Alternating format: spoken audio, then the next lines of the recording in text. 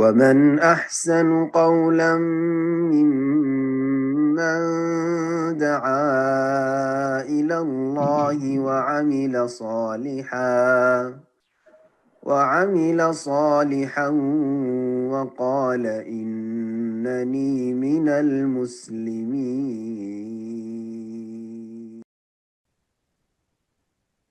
আমি আমেরিকা থেকে প্রশ্ন করতেছি। আমাদের এখানে একটা নতুন মসজিদ নিউ ইয়র্কের নায়াগ্রা ফলস সিটি থেকে আমাদের এখানে একটা নতুন মসজিদ করেছি আমরা চার্চ কিনে। তো এখানে আমাদের এই পয়লা রোজাতে আমরা আলহামদুলিল্লাহ ইজিপ্ট থেকে একজন লার্নেড শেখ আনছি, উনি পিএইচডি করা এবং আল আজহার ইউনিভার্সিটির টিচার। তো এখানে প্রশ্ন হচ্ছে আমরা এখানে 4 রাকাত 8 রাকাত তারাবি পড়ি, তারপর বিতর পড়ি। তো 4 রাকাতের মধ্যে যে গ্যাপটা দেওয়া হয় ইমামের সম্মতিতে খুব সম্ভবত আমাদের মসজিদের প্রেসিডেন্ট ওই মাইক নিয়ে বিভিন্ন লোকজনদের বলেন আপনারা এই দোয়াটা পড়তে পারেন, এই দোয়াটা পড়তে পারেন, বিভিন্ন দোয়ার তালিম দিয়ে থাকেন এবং এটা শেয়ার করেন।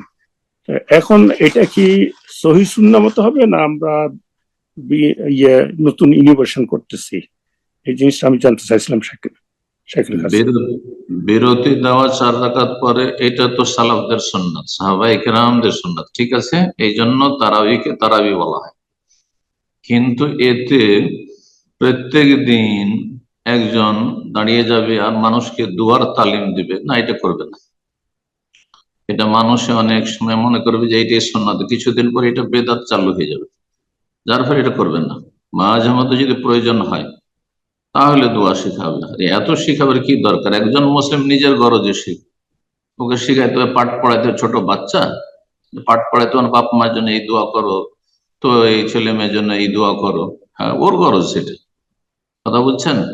সুতরাং এটা দোয়া শিখাবার জায়গা নয় যে ওই 4 রাকাত পরে একটু যে বিরতির বৈঠক দেওয়া হইলো আর সেখানে করে বা বিরতি দেওয়া হলো, সেখানে দোয়া শিখাইতে শুরু করলেন, ওয়াজ করতে শুরু করলেন। তবে কোন দিনই কথা, দিক নির্দেশনামূলক তাওহীদ সুন্নাতের কথা মাঝে মধ্যে যদি ইমাম বলে তাহলে সেটা ফরজের পরেও বলতে পারে, সুন্নাত গুলির আগে, আর 4 রাকাতের মাঝখানে যদি মাঝে মধ্যে, কিন্তু ডেলি ডেলি কাজ করবে এটা সুন্নতের খেলাফ অবশ্যই। জি, বারাকাল্লাহ। জাযাকাল্লাহ খাইর। এরপর যা প্রশ্ন করবেন আব্দুল্লাহ, আপনি প্রশ্ন করুন।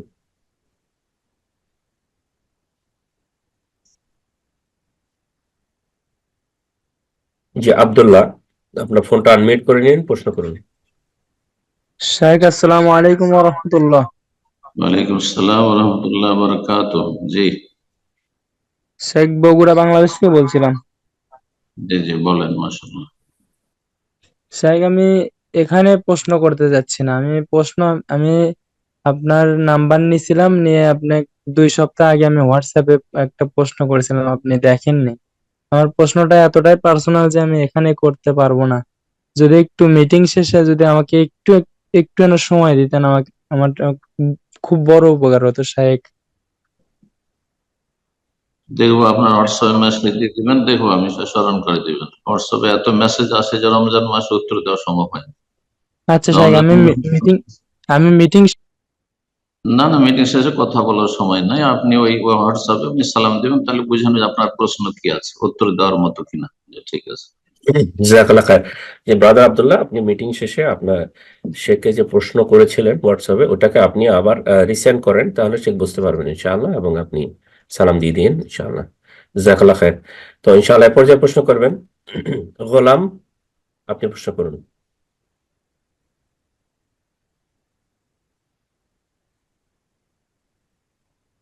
জি গোলাম, আপনি ফোনটা আনমিউট করে নিন, প্রশ্ন করুন।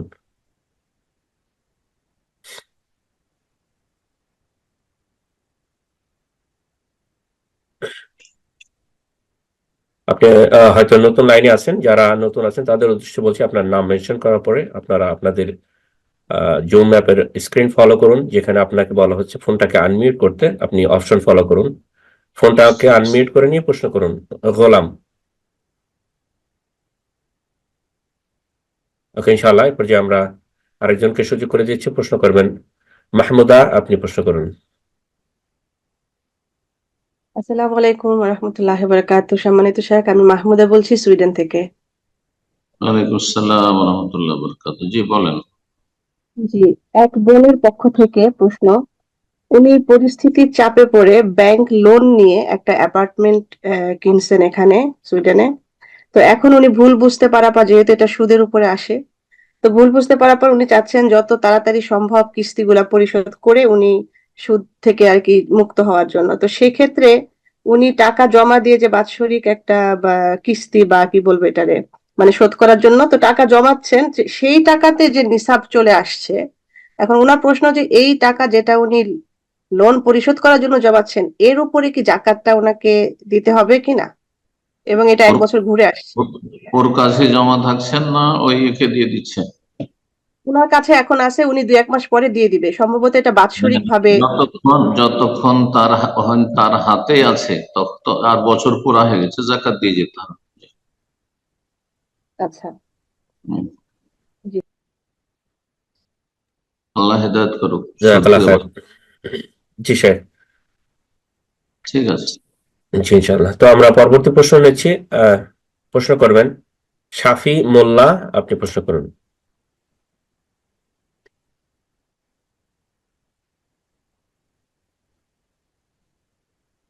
যে আপনার ফোন আনমিউট,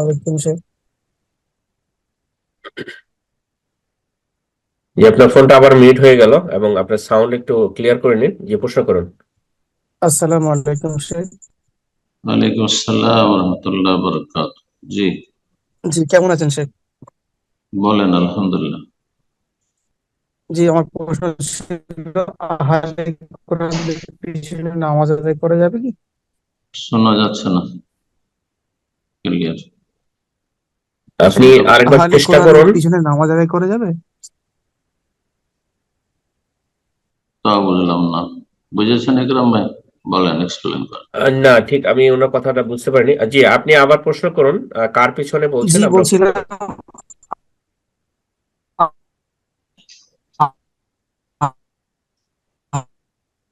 এখন তো আরো সুবহানাল্লাহ। আমরা অনেক দুঃখিত, আপনার সাউন্ড আমরা শুনতে পাচ্ছি না নেট জনিত কারণে। আপনি চেষ্টা করুন আপনার নেটটা ঠিক করে নেওয়ার জন্য, ইনশাআল্লাহ নেক্সট টাইমে আবার আপনাকে সুযোগ দেবো ইনশাআল্লাহ। তো এ পর্যায়ে আমরা আরেকজনকে সুযোগ করে দিচ্ছি ইনশাআল্লাহ। আহলে প্রশ্ন করবেন কোরআনদের পিছনে নামাজ আদায় করা যাবে কি? আহলে কোরআন। জি শেখ, উনি বলছেন আহলে কোরআনদের পিছনে সালাত করা যাবে কিনা, এটাই মনে হয় আমার প্রশ্ন। জি জাযাকাল্লাহ খায়ের। আহলে কোরআন যারা বলছে আমরা শুধু কোরআন মানে হাদিস মানে, তো মুসলমান নাই।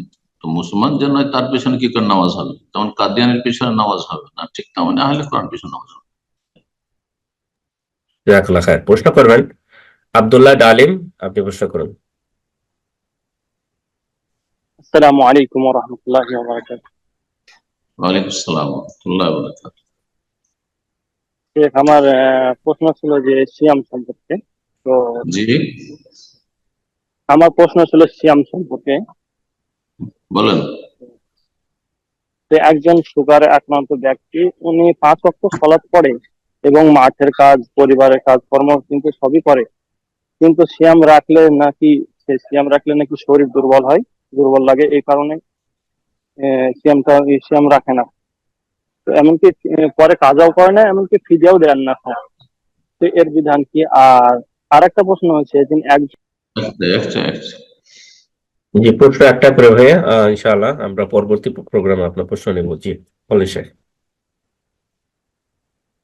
একজন লোক বলছেন যে সালাত আদায় করে আর অন্যান্য ইবাদত বন্দেগী করে, কিন্তু হতভাগা রমজান মাসের সিয়াম পালন করে না। বলছে সে কমজোর হয়ে যায় বা তাকে দুর্বলতা অনুভব হয়। কাকে দুর্বলতা অনুভব হয় না? আমাদের দুর্বল হয় না? যেই রোজা রাখে শরীর দুর্বল হবে, এই দুর্বলতা তো ফায়দা আছে। হ্যাঁ, কাকে খিদা লাগে না? আলেমদেরকে খিদা লাগে না? বয়স্ক মানুষ যারা রোজা রাখছে তাদের খিদা লাগে না? যারা কঠোর পরিশ্রম করে রোদে কাজ করছে আর রোজাও রাখছে, আলহামদুলিল্লাহ আমাদের দিনদার ভাইয়েরা অনেকেই রোজা রাখছে, তাদের বাইরে রোদেও কাজ করছে। তো কথা হচ্ছে যে ফাত্তাকুল্লাহ মাস্তাতাতুম, যথাসাধ্য আল্লাহকে ভয় করো। হ্যাঁ, আর এইখানে এইরকম ভাবে সে রোজা ছাড়তে থাকবে আর অথচ রোজা রাখতে পারবে। তাকে খিদা লাগছে বেশি করে খাক, এমন কিছু খাক যেগুলো এনার্জি পূর্ণ জিনিস, যেগুলো তো ভালো এনার্জি আছে, ভালো, যাতে তাকে পিপাসা কম লাগে, শরীরে দুর্বলতা অনুভব কম হয়, এগুলো করবে। এগুলোর জন্য যথেষ্ট বুঝছে সে। আর না বুঝে তো ভালো ডাক্তারের সাথে, ভালো ধার্মিক মুসলিম ডাক্তারের কাছে পরামর্শ নেবে, কিন্তু রোজা রাখবে না, সে হচ্ছে ফাসেক। যতই নামাজি আর মুসল্লি আর যতই সহি আকীদার দাবিদার হোক, সে ফাসেক, পাপিষ্ট। হ্যাঁ, আর এই অবস্থা মারা গেলে জাহান্নামে যেতে হবে। একেবারে রোজা রাখে না, জাহান্নামে যেতে হবে। ইসলামের গুরুত্বপূর্ণ স্তম্ভ হচ্ছে রমজান মাসের সিয়াম। যদি এটাকে কেউ না পালন করে স্থায়ীভাবে, তো কুফরির কাছাকাছি, কুফরির কাছাকাছি। আর অস্বীকার করে যদি বা হালকা মনে করে, তো কুফর, বড় কুফর এটি। আল্লাহ হেদায়েত দান করুন। আমিন। প্রশ্ন করবেন এমডি আব্দুল্লাহ, আপনি প্রশ্ন করুন। আসসালামু আলাইকুম রহমতুল্লাহ। ওয়ালাইকুম আসসালাম ওয়া রাহমাতুল্লাহি ওয়া বারাকাতুহু। শেখ, আমাদের দেশের দুজন আলেম, বাংলাদেশ থেকে বলছি, দুজন আলেম কবরের পাশে দাঁড়িয়ে হাত তুলে মোনাজাত করার বিষয়ে ভিন্ন মত পোষণ করছেন। এখন আপনার কাছে আমার এটা জানার ইচ্ছে কি করছে, যে কি কবরের বলছে পাশে তারা? দাঁড়িয়ে হাত তুলে মোনাজাতের একজন পক্ষে বলতেছেন, আরেকজন বলতেছেন না, ও হাত তুলে মোনাজাত করার কোনো সহি দলিল নেই। এখন আপনার কাছে আমি এটা জানতে চাচ্ছি যে কবরের পাশে দাঁড়িয়ে একা একই মোনাজাত করা যাবে কিনা হাত তুলে, দুটোই কিংবা করা আহলে হাদিস না, একটা হানাফি একটা আহলে হাদিস? দুজনই আহলে হাদিসের আলেম। জি জি, আল্লাহ হেদায়েত করুক এরকম আহলে হাদিসদেরকে। তো কথা হচ্ছে যে নবী সাল্লাল্লাহু আলাইহি ওয়াসাল্লামের হাদিসে রয়েছে মাইয়াতকে দাফন করার পরে প্রথম কথা জানাজার সালাতে দোয়া, ওতে দোয়া হয়ে গেল। তারপরে দাফন করার পরে, দাফন যখন হয়ে যাবে, তখন নবী সাল্লাল্লাহু আলাইহি ওয়াসাল্লাম বলেছেন যে ইস্তাগফিরু লিআখিকুম, তোমাদের ভাইদের জন্য বা তোমাদের ভাইয়ের জন্য তোমরা আল্লাহর কাছে ক্ষমা প্রার্থনা করো। ওয়াসারুল্লাহ লাহু তাসবিত, এবং আল্লাহর কাছে তার জন্য দৃঢ়তা কামনা করো, যে সে যেন আপনার মুনকার নাকিরের প্রশ্নের উত্তর দিতে পারে। জি, ফাইন্নাহু আল-আনা ইউসাল, কারণ তাকে এক্ষুনি জিজ্ঞেস করা হবে, এক্ষুনি মুনকার নাকির এসে বসিয়ে দিবে আর জিজ্ঞাসা করবে তোমরা এখান থেকেই সরে গেলে। সুতরাং তার জন্য আল্লাহর কাছে ক্ষমা চাও, দৃঢ়তা কামনা করো। এতটুকু আছে। কিন্তু এই হাদিসে কি আছে তোমরা হাত তুলে চাও, সম্মিলিত চাও, অথবা একা একা হাত তুলে দোয়া করে? একটি হাদিস আছে, মোটেই নেই। সুতরাং যেটা নাই করার নামই বেদাত, যেটা নেই সেটার নামই হচ্ছে বেদাত। রাসূলুল্লাহ সাল্লাল্লাহু আলাইহি ওয়াসাল্লামের সামনে এই ক্ষেত্রগুলি অহরহ এসেছে। বহু জানাজা নবী সাল্লাল্লাহু আলাইহি ওয়াসাল্লাম জানাজার সালাত পড়িয়েছেন, শরীক থেকেছেন। নবী সাল্লাল্লাহু আলাইহি ওয়াসাল্লাম মাইয়াতের জন্য ক্ষমা চাইতে বলেছেন, তাসবির চাইতে বলেছেন, কিন্তু তিনি নিজেও হাত তুলে দোয়া করেননি এবং সাহাবায়ে কেরামরা হাত তুলে দোয়া করেননি। আর বলেননি যে তোমরা দোয়া করবে তো হাত তুলে দোয়া করো, হাত উঠিয়ে দোয়া করো, এই কথা বলেননি। সুতরাং এক শ্রেণী আহলে হাদিসের আগে থেকে যেমন সম্মিলিত মোনাজাত করে আসছে ফরজ সালাতের পরে, ফরজ নামাজের পরে, ঠিক তেমনি এই ক্ষেত্রে চলে আসছে। এরকম মেলাগুলি ভুলভ্রান্তি আছে, না জানার কারণে করেছে আমাদের আগের আলেম ওলামারা। আর যারা আজকাল করছে না, তারা হঠকারিতা করছে, তারা দলিল মানতে চায় না, তারা হঠকারিতা, যে আমি ছোট হয়ে যাব, এতদিন করে এলাম, আর যদি এখন মেনে নিয়ে এদের কথা, তাহলে তো ছোট হয়ে যাবো, হ্যাঁ হেরে যাবো। এই হারতে চায় না, সেই জন্য আল্লাহ তাদের হেদায়েত দান করুক। এটা হচ্ছে ইত্তেবাউল হাওয়া, কুপ্রবৃত্তির অনুসারী। সুতরাং যিনি বলেছেন যে দোয়া তো আছে, কিন্তু হাত তোলা নাই, সেটি হচ্ছে কোরআন সুন্নাহ ভিত্তিক মত। জাযাকুমুল্লাহ। বারাকাল্লাহ ফিক। প্রশ্ন করবেন সাফিউল্লাহ বিন আব্দুল হাই, আপনি প্রশ্ন করবেন। আসসালামু আলাইকুম রহমতুল্লাহ।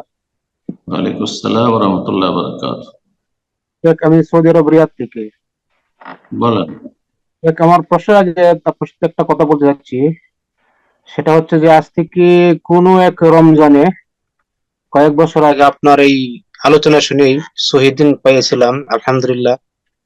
আলহামদুলিল্লাহ, তো আল্লাহ কবুল করুন। আমিন। তো আমি অনেকদিন চেয়েছিলাম আপনার সাথে সাক্ষাৎ করতে, রিয়াদে আসছিলেন, আগে আসতেন বগুড়া গুলাতে, হয় নাই। কথাটা বলার জন্য চেয়েছিলাম আর কি, বলতে পারিনি, তাই আজকে বললাম। আজ থেকে প্রায় 10-12 বছর আগে। যাক, জি। আমার প্রশ্ন হচ্ছে আমি রমজান মাসে দেশে গেলে আমি তারাবি পড়তে অনেক সময় সমস্যায় পড়ে যাই। সেটা হচ্ছে যে আমাদের যে গ্রামের মসজিদ আছে, সেটা হচ্ছে যে আপনার এই মাত্র সূরার লাস্টে 10-15টা সূরা দিয়ে, 15-20টা সূরা দিয়ে আপনি ছোট ছোট 10-20 মিনিটে 20 রাকাত নামাজ শেষ হয়ে যায়। আবার আবার একটু দূরে গেলে, 1-1.5 কিলোমিটার দূরে গেলে পড়তে পারি, সেটা হচ্ছে আপনার খতমে তারাবি, যেটা বলে আমাদের দেশে 5G গতিতে। এই অবস্থায় আমার করণীয় কি? সেই খতমে তারাবিও তো মানে স্পষ্ট পড়ে না, তারা এত এক্সপ্রেস পড়ে যে তাতে কোরআনের আয়াত কালেমাত, বাক্য কিচ্ছু বোঝা যায় না।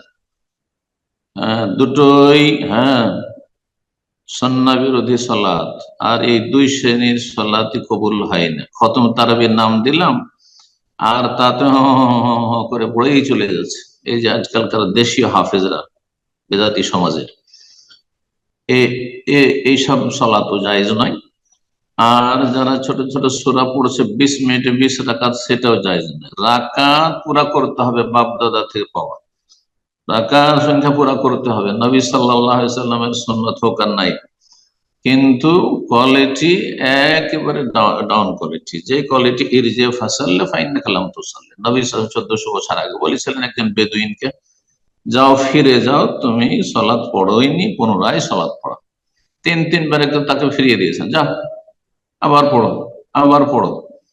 তারপর বলছে এর চাইতে ভালো তো জানি না ইয়া রাসূলুল্লাহ, আমাকে কেউ শেখায়নি এর চাইতে ভালো। তাদের ধীর স্থিরতার সাথে সালাতের শিক্ষা দিলেন। সুতরাং যদি ধীর স্থিরতার সাথে সালাত কোথাও হয় তাহলে পড়বেন, আল্লাহ হইলে তারাবি জামাতে পড়া কোনো আবশ্যক কাজ নয়। কোয়ালিটি যদি ভালো হয় তাহলে সুন্নাত, জামাতে পড়া সুন্নাত মুআক্কাদা। আর যদি কোয়ালিটি ভালো না হয় তো একা একা আপনি আপনার স্ত্রীকে নিয়ে, পরিবারকে নিয়ে বাড়িতে পড়বেন বা একাই পড়বেন, তাতে বেশি সব রয়েছে। যেটা পড়তে হবে জামাতে, মুসলিমদের জামাতে, সেটা হচ্ছে এশার সালাত। এশার সালাতটা পড়বেন, আর তারপরে সেখান থেকে কারোর সাথে দ্বন্দ্ব ঝামেলা না করে কেটে পড়বেন। কারণ 8 পড়েও যদি সেখান থেকে চলে আসেন তাহলে জবরদস্তি আপনাকে থামিয়ে দিবে, ঘেরাও করবে, তা যে না বের হতে দেবো না। কি আর এক বিপদ রয়েছে গোড়াদের। তো যার ফলে ওদের অনিষ্ট থেকে বাঁচার জন্য আপনি ফরজটা তাদের পেছনে পড়বেন আর তারপরে চলে আসবেন। জি, তারপরে তাদের অনিষ্টের আশঙ্কা থাকে তো বলবেন আমার ব্যস্ততা আছে, কাজ আছে, তাদের সার অনিষ্ট থেকে বাঁচার জন্য। বারাকাল্লাহু ফিক। প্রশ্ন করবেন বিনতে রাহিম, আপনি প্রশ্ন করুন। আসসালামু আলাইকুম ওয়া রাহমাতুল্লাহ শেখ। ওয়ালাইকুম আসসালাম ওয়া রাহমাতুল্লাহি ওয়া বারাকাতুহু। চাঁপাইনবাবগঞ্জ, বাংলাদেশ থেকে বলছি। বলেন। শেখ, ফজরের আজানের শুরু হয়েছে এমত অবস্থায় আমার খাওয়া আসলে শেষ হয়নি, তো মানে তখনও একটু বাকি ছিল, শেষ করছিলাম। তো এই ক্ষেত্রে কি আমাকে আবার কাজা রোজা রাখতে হবে, বা এই সামটা কি হয়েছে কবুল? শেখ, আরেকটা প্রশ্ন করার সুযোগ পাওয়া যাবে? 1 লোকমা 2 লোকমা যদি থাকে প্লেটে তাহলে তাড়াতাড়ি সেরে নেবেন। আজান হয়ে গেছে তারপরে, আর অথবা খাওয়া হয়ে গেছে কিন্তু পানির গ্লাস আছে কিন্তু পানি খায়নি, তো পানি 1-2 গ্লাস পানি তখন খেয়ে নেবে। কিন্তু আজানের পরে পানাহার শুরু করা মোটেই জায়েজ নয়। হ্যাঁ, আর প্রতিদিন অভ্যাস বানিয়ে নেবেন, এটাও জায়েজ নয়। কথা বোঝা গেছে? তো আসল সম্পর্ক সাহারির আজানের সাথে নয়, শুভ সাদেকের সাথে। টাইম টেবিল যদি বলে শুভ সাদেক হয়ে গেছে, তার আগে সতর্কতা অবলম্বন করতে হবে যাতে সে রোজা নষ্ট না হয়ে যায়। যাই হোক, তারপর একটি হাদিস যেহেতু আছে, তো সেই ক্ষেত্রে অল্প খাবার, 1-2 লোকমা আছে, সেটা তাড়াতাড়ি সেরে নেন। 1 গ্লাস 2 গ্লাস পানি খাওয়া বাকি আছে, তো পানিটা তাড়াতাড়ি খেয়ে নেন। কিন্তু আজান হলো, ঘুম ভাঙলো, আর তারপরে খেতে শুরু করলেন, অথবা থালা ভর্তি খাবার এখন আছে, এখনো 5-10 মিনিট লাগবে, আর থালা ভর্তি খাবার খেতে থাকেন আরামসে, এগুলি ফতোয়া, ভুল ফতোয়া। এই ফতোয়া যদি আমল করেন, তাহলে যে ফতোয়া দিয়েছে সেও গুমরাহকারী, নিজে গুমরাহ, অন্যকে গুমরাহ করবে, আর আপনারা গুমরাহ হয়ে যাবেন। খবরদার, নিজের ইবাদতের আমি যেন সবসময় সুরক্ষার ব্যবস্থা করি, হেফাজত করি। আল্লাহ তৌফিক দান করুন। আমিন। শেখ, উনি প্রশ্ন করতে চাচ্ছিলেন আরেকটা, তবে আমি রিকোয়েস্ট করবো যদি শুধুমাত্র আপনার রমজান সম্পর্কিত প্রশ্ন হয়, ঠিক আছে। জি, আমি আপনাকে আনমিউট করছি। শুধু রমজান সম্পর্কে হলে আনমিউট করুন, প্রশ্ন করুন। শেখ, রমজান সম্পর্কে না, বাট না, তাহলে আপনি প্রশ্ন করবেন না ইনশাআল্লাহ। জাযাকাল্লাহ খায়ের। আপনি মিউট করে দিন। অন্যদেরকে আমরা স্কিপ করেছি, অন্য সপ্তাহে ইনশাআল্লাহ। জি, জাযাকাল্লাহ খায়ের। তো ইনশাআল্লাহ আমরা এই পর্যায়ে প্রশ্ন নেব। প্রশ্ন করবেন মিম, প্রশ্ন করবেন রেহানা। আপনি প্রশ্ন করুন।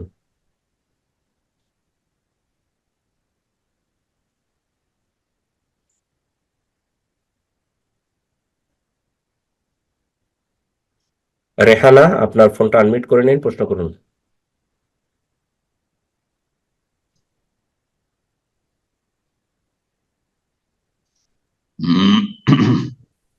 ওকে, এ পর্যায়ে প্রশ্ন করবেন সোমাইয়া। আপনি প্রশ্ন করুন।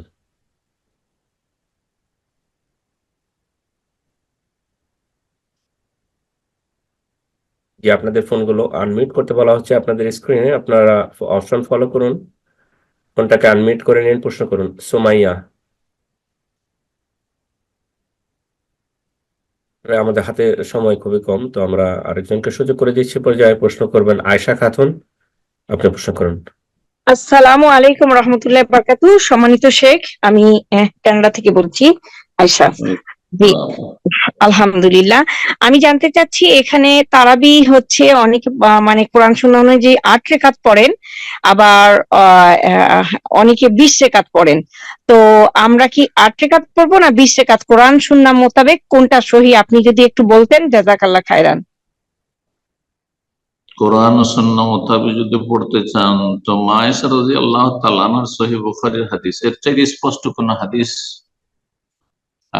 নেই। সেটা হচ্ছে, মা আয়েশা রাদিয়াল্লাহু তাআলা আনহাকে জিজ্ঞেস করছেন যে কাইফ কানা সালাতু রাসূলিল্লাহ সাল্লাল্লাহু আলাইহি ওয়াসাল্লাম বিল-লাইল, রাতের সালাত কেমন ছিল? তখন বললেন তিনি, রমজান মাসের কথা জিজ্ঞেস করছেন, বলছে মা কানা ইয়াজিদু ফি রমাদান ওয়ালা ফি গায়রিহি আলা 11 রাকাতান। রমজান মাসে হোক আর অন্য কোনো মাসে হোক, সারা বছর 11 রাকাতের বেশি তিনি পড়তেন না। 8 রাকাত তারাবি, তাহাজ্জুদ, একই সালাতের দুটো নাম, আর তারপরে 3 রাকাত বেতর, অথবা 10 রাকাত 2-2 করে পড়ে 1 রাকাত বেতর। এটা হচ্ছে নবী সাল্লাল্লাহু আলাইহি ওয়াসাল্লামের সুন্নাত।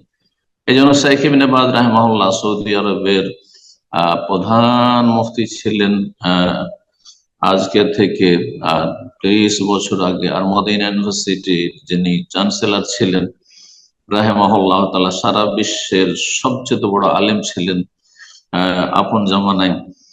তিনি বলতেন প্রত্যেক রমজানে, আমরা ছাত্র জীবন থেকে তার আলোচনা, তখন তো দুনিয়াতে ছিলেন তিনি, ছাত্র জীবন থেকে শুনতাম, পহেলা রমজানের রাতে তিনি যে আলোচনাটি করতেন, সেখানে তিনি বলতেন যে ওয়াল আফজাল, উত্তম হচ্ছে 11 রাকাত আদায় করা ইক্তেদান বিসুন্নতি রাসূলুল্লাহ সাল্লাল্লাহু আলাইহি ওয়াসাল্লাম, রাসূলুল্লাহ সুন্নতের অনুসরণে। এটি যদি লম্বা করে পড়া হয়, সুন্দর কোয়ালিটির, তাহলে 8 রাকাত পড়লে বেশি নাকি 20 রাকাতের তুলনায়? আর যদি 8 রাকাত পড়তে গিয়ে 8 রাকাত ওয়ালারাও ওই যতটা 2 রাকাতের সময় লাগাচ্ছেন, ওই 20 রাকাত ওয়ালাও ওই সময় লাগাচ্ছেন, তাহলে নাকি পাবেন না। তাহলে আপনি এ কথা বলতে পারেন যে শুধু 8-এর সংখ্যা পূরণ করে আমি বেশি নাকি পেয়ে যাবো। কিন্তু 8-এর সংখ্যা পূরণ করলে কিন্তু সময় লাগালেন আপনি অর্ধেক সময়। আর একজন হয়তো রাকাত সংখ্যাটা রাকাত সংখ্যা নবী সাল্লামের নিল না আমলের, পরে সাহাবায়ে কেরামদের যুগে মানুষরা পড়তো, কেউ 20 পড়তো, এমনকি তাবেঈদের যুগে ইমাম মালিক রাহমাহুল্লাহর যুগে, তাবেঈনদের যুগে মদিনাতে 40 রাকাত পড়া হইতো, আর 1 রাকাত ভিতরে 41 রাকাত পড়া হইতো। তো যারা 20 নিয়ে টানাটানি করেছেন, 20 কেন, একটু 41 রাকাত শেখান না, 41 শেখান মানুষকে। যদি সংখ্যায় বাড়াবার জন্য এত উদ্গ্রীব হন তো 41 পড়ান, হ্যাঁ 36 পড়ান, 38 পড়ান, হ্যাঁ 34 পড়ান, এই বিভিন্ন রকমের যে আমলগুলি রয়েছে সেগুলো করেন, কিন্তু সেগুলোকে সুন্নত বলিয়েন না রাসূলুল্লাহ সাল্লাল্লাহু আলাইহি ওয়াসাল্লামের। যেই ব্যক্তি বলবে যে রাসূলুল্লাহ সাল্লাল্লাহু আলাইহি ওয়াসাল্লামের সুন্নত হচ্ছে 20, সেই ব্যক্তি ভুল তথ্য দেবে ইসলাম সম্পর্কে। যেই ব্যক্তি বলবে যে তারাবি 20 রাকাত 18 রাকাতে কোনো 8 রাকাত আর 20 রাকাতে কোনো পার্থক্য না, সেই ব্যক্তি ইসলামের ভুল মেসেজ দিল মানুষকে। 8 রাকাত নবী সাল্লাল্লাহু আলাইহি ওয়াসাল্লামের সহিহ সুন্নাত, এটি আমল। আর বাকি কেউ যদি নফলের নিয়তে বেশি পড়ে তাহলে জায়েজ আছে, না জায়েজ নয়, কিন্তু নফলের নিয়তে পড়তে হবে, রাসূলুল্লাহ সাল্লাল্লাহু আলাইহি ওয়াসাল্লাম সুন্নাত বলবে না, কারণ কথাটি মিথ্যা হবে, অবাস্তব হবে। জাযাকুমুল্লাহ খাইর। বারাকাল্লাহ ফিক। শেখ, আজ এখানে শেষ করা যাক ইনশাআল্লাহ, অনেক সময় হয়ে গেল, আপনার শরীরে অসুস্থতা, তো মন হারার সময় নেই, আজকে এখানে শেষ করে দেন দোয়া করে। জাযাকাল্লাহ খাইর। জাযাকুমুল্লাহ খাইর। দোয়া করি আল্লাহ রাব্বুল আলামিন যেন আমাদের ফরজ নফল ইবাদত বন্দেগী কবুল করেন, রমজান মাসকে আমাদের জন্য মোবারক করেন, এবং রমজান মাসে আমাদেরকে জন্য কবুল করেন, আমাদের পরিবার পরিজনকে আল্লাহ কবুল করেন। যারা আমাদের মধ্যে অসুস্থ রয়েছেন, বিশেষ করে দিনী ভাইয়েরা যারা আজকে অনলাইনে আছেন, তাদের অনেকে সম্পর্কে জানি যে তারা অসুস্থ রয়েছেন, আল্লাহ যেন তাদেরকে শেফায়ে কামিলা দান করেন, পূর্ণ আফিয়াত দান করেন, এবং আল্লাহ রাব্বুল আলামিন এর কাছে দোয়া করি আল্লাহ রাব্বুল আলামিন আমাদেরকে নেক হায়াত দান করেন, দ্বীনের খাদেম হিসেবে আল্লাহ কবুল করেন, এবং যারা দিন শিখছেন পুরোপুরি দিন পালনের জন্য আল্লাহ রাব্বুল আলামিন যেন রাস্তাকে সহজ করে দেন, ছেলে মেয়েদের ইমানি ইসলামী তরবিয়তকে আল্লাহ রাব্বুল আলামিন যেন সহজ করে দেন এই ফিতনার যুগে। আল্লাহ রাব্বুল আলামিনের কাছে আবার দোয়া করি আল্লাহ আমাদের গুনাহ খাতা মাফ করে দেন, ভুল ত্রুটি মাফ করেন, নেকির কাজে অগ্রগামী হওয়ার তৌফিক দান করেন। রব্বানা আতিনা ফিদ দুনিয়া হাসানা ওয়া ফিল আখিরাতি হাসানা ওয়া কিনা আযাবান নার। ওয়া সাল্লাল্লাহু ওয়া সাল্লামা আলা নাবিয়িনা মুহাম্মদ ওয়া আলা আলিহি ওয়া সাহবিহি।